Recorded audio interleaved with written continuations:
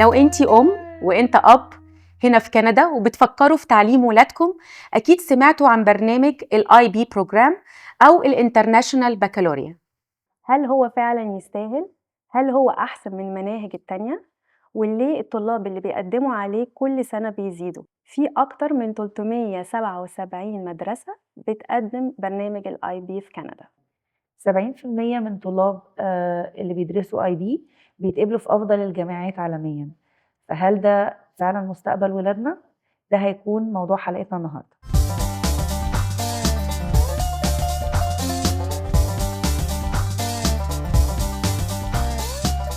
النهاردة معانا دنيا إسماعيل، هي النهاردة ضيفتنا في برنامج هو ده الكلام. ازيك يا دنيا؟ منيحة الحمد لله. يلا عرفينا بنفسك. أنا بجريد 11 وبالاي بي بروجرام. بتقولي لنا يا دنيا انت ايه اللي خلاكي تختاري الاي بي بروجرام specifically؟ لأنه أنا اخترت الاي بي عشان بدي أدخل medical school بعد باليونيفرسيتي. وهي صعب إنه تدخلي له، فهم بيشوفوا إنه أحسن. وكمان يعني شفت إنه بيساعدك بالpreparation skills و time management، لأنه في كتير يعني ضغط، فبيخليكي لازم تعرفي شلون to set your own boundaries، وتعرفي شلون يعني manage your own day لحالك بدون ما حدا يكون عم بيقولك. طب احنا سمعنا يعني دي ان الاي بي بروجرام ده it's very heavy ومحتاج مذاكرة كتير. ازاي بتنظمي وقتك ان انت تأتشيف يعني good grades وتذاكري كويس؟ ازاي بتعملي ده؟ فهو لأنه في كتير assignments من كل الكلاسز، بحاول إنه أسوي to do list. فكل يوم أنا لما أروح على البيت بكتب to do list إيش بدي أسوي عشان ما أنسى شيء. وبحاول أبدأ الأساينمنتس من أول ما يعطونا إياهم، عشان بيكون في deadline طويل. بس إذا بتخليهم لآخر شيء ما رح يكون بحاول هيك أسوي. وكمان لما أدرس يعني أكون عم بدرس الشيء باخد breaks كتير، وعشان to not get burnt out، عشان بدي أدرس كتير لوقت طويل. تقدري تستمري. اوكي طيب، لو عايزين نعرف بقى يا دنيا ايه الحاجة اللي انت كنتي تتمني تعرفيها قبل ما تبتدي الاي بي؟ I think يعني probably إنه يعني كيف time management، عشان قبل أنا كنت بالأونلاين سكول فمن الكوفيد، فما كنت أعرف شلون يعني تعملي التايم مانجمنت. ما كنت أعرف شلون أعمل أي شيء. كنت بس أخلص كل واجباتي بنفس الوقت عشان they're really easy. فلو كنت تعلمت قبل كان أحسن، لأنه بالجريد 9 ما علاماتي ما كان كتير مناح، عشان كنت أول مرة داخلة، مش عارفة إيش بدي أعمل، شلون بدي أدرس كل المواد وأجيب علامات منيحة بنفس الوقت. يعني نقول الاي بي مثلا هو اللي علمك ازاي تعملي التايم مانجمنت. بالضبط. ايه الفرق بين ال SL وال HL اللي هو standard level وال higher level؟ explain it to us عشان ناس كتير مش عارفاه، وقولي لنا انت ازاي اخترتي المواد بتاعتك. ماشي. فال هو standard level، so هو يعني أقل من ال HL. فهو تدرسي كل نفس الشغلات، يعني مثلا في biology SL تدرسي نفس الشغلات اللي grade 11 بدرسوها العادي، بس ب faster يعني pace، يعني بتدرسيها أسرع. يعني بتدرسي نفس المواد بس تاخدي lessons أسرع. بس ال higher level بتدرسي كمان يعني شغلات university level يعني information. فيعني بس تخلصي grade 12، لأنه ال HL تاخدي 3 semesters عشان المدرسة هون 2 semesters each school year. ف ال HL course إذا بتختاري HL course you take it for a whole year ونص semester تاني. فأنا هلأ أخذ HL biology و SL chemistry و HL English و so بال HL biology أخذت biology السمستر الماضي، وعم بدي أخده السنة الجاي both semesters، بس ما عندي إياها السمستر، بس it's still 3 semesters. so أي حاجة higher level لازم تبقى على 3 semesters. Yeah. اوكي، طب وكل المواد فيها higher level و standard level ولا لا؟ لا يعني مو كل هي في بالاي بي كل المواد فيها، بس مو كل المدارس فيهم انه كل المواد فيها، يعني تختاري اي مواد. بمدرستي بس في HL biology او HL chemistry، لازم تختاري واحدة منهم، ما في تختاري شيء تاني.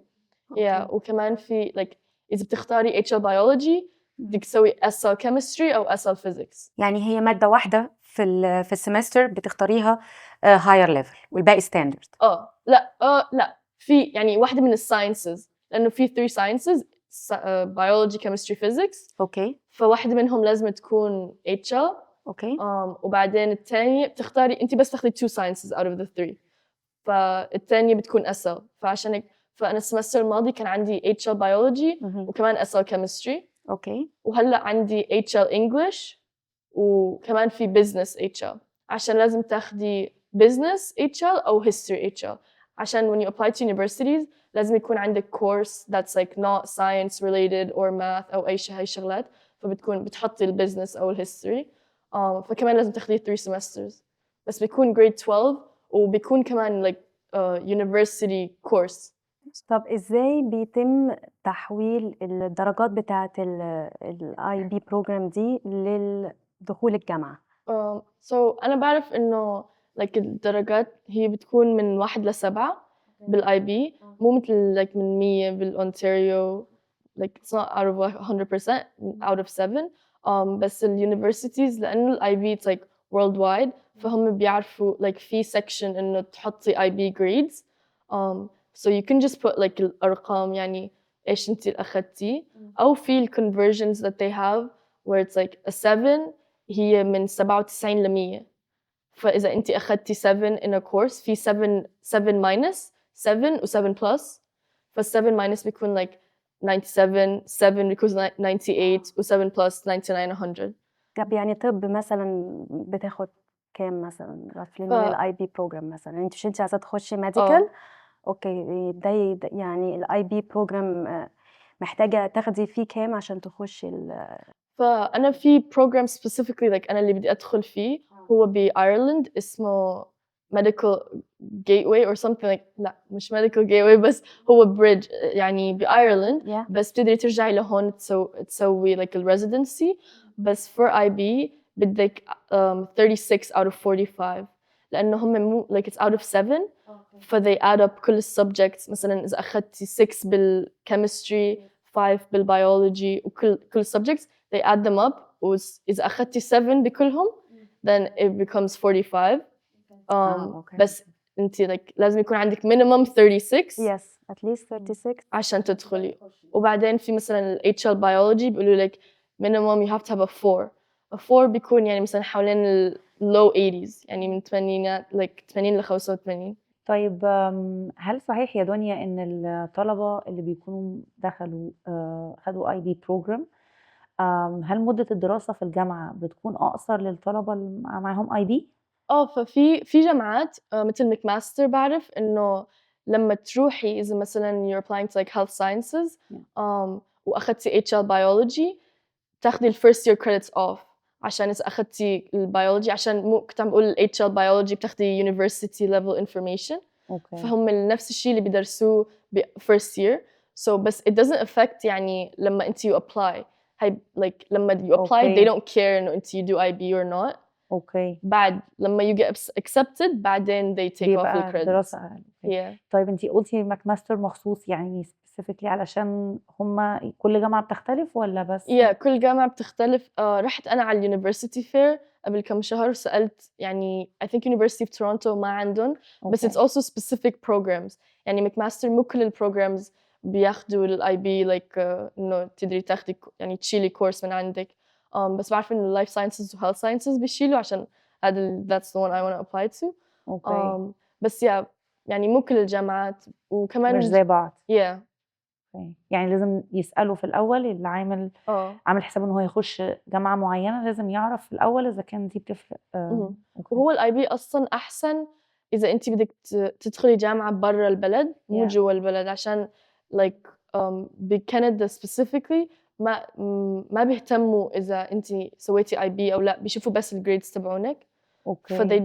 فكمان ما في مو كل ال like applications فيهم sub apps إنه تكتبي عن حالك بس أوكي. بيشوفوا الجريدز فما بتقدري تكتبي إنه oh I did IB بس حيشوفوا الجريدز that you submitted to them فيعني بس أوكي. لما تروحي abroad لأنه ال IB بيعرفوا like كل العالم فحيعرفوا إنه أنت like you worked harder و they just like care about it more.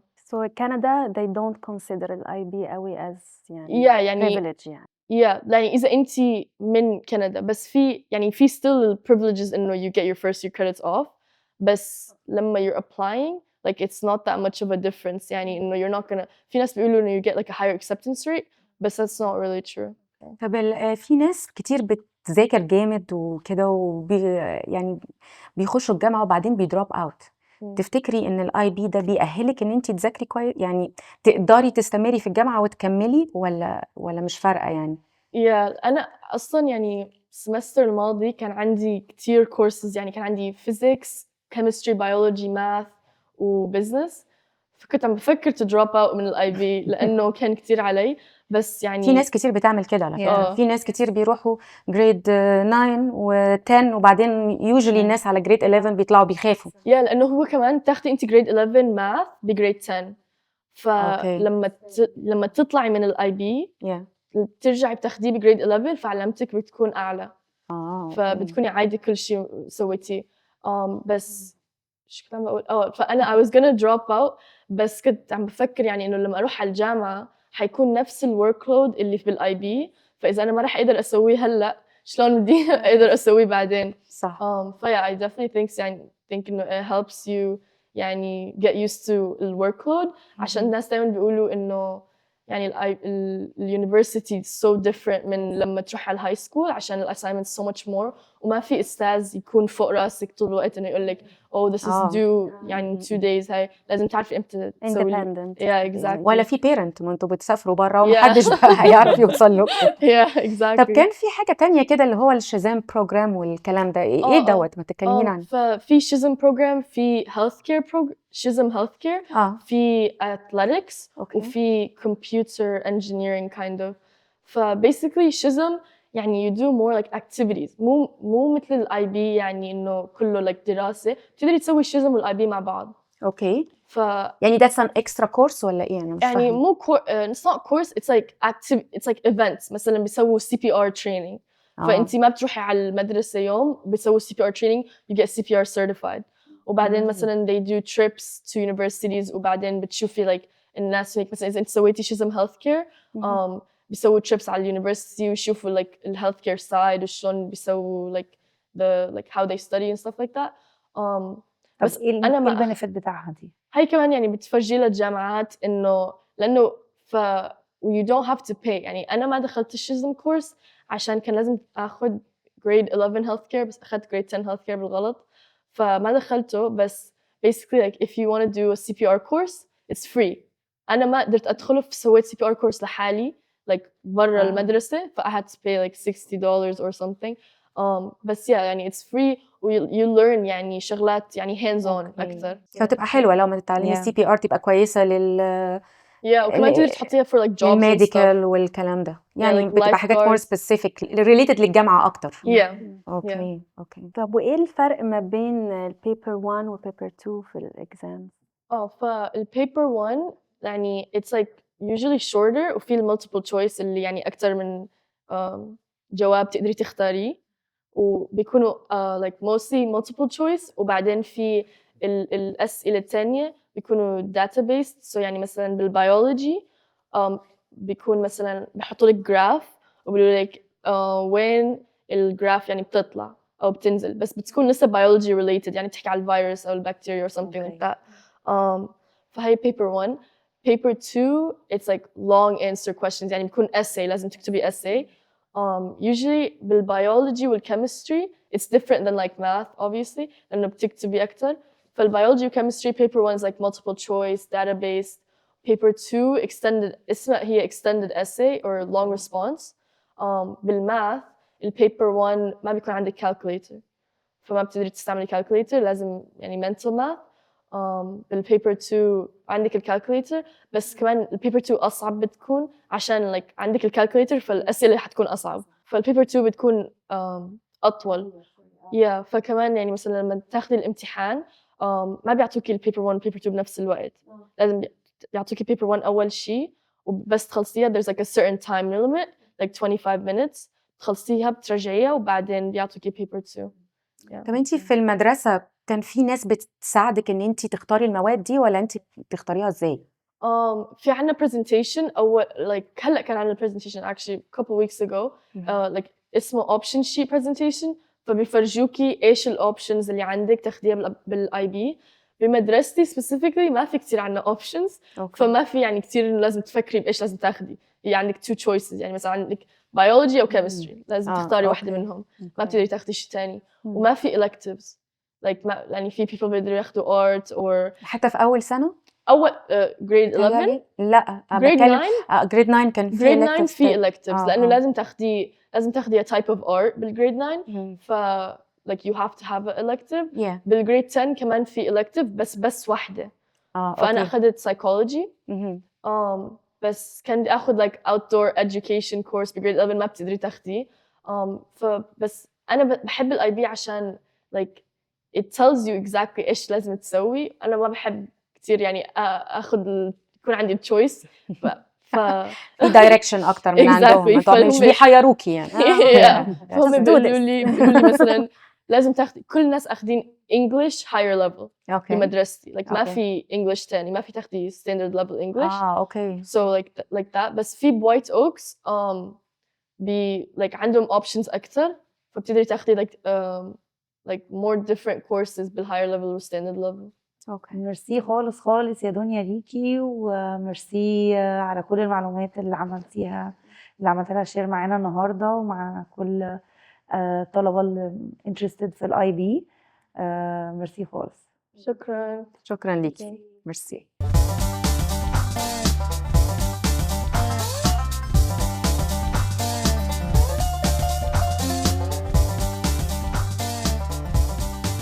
في الاخر بروجرام الاي بي مش مناسب لكل طالب، لكن هو بيقدم فرص قوية جدا لأي طالب بيكون عايز يبتدي حياته بطريقة عملية.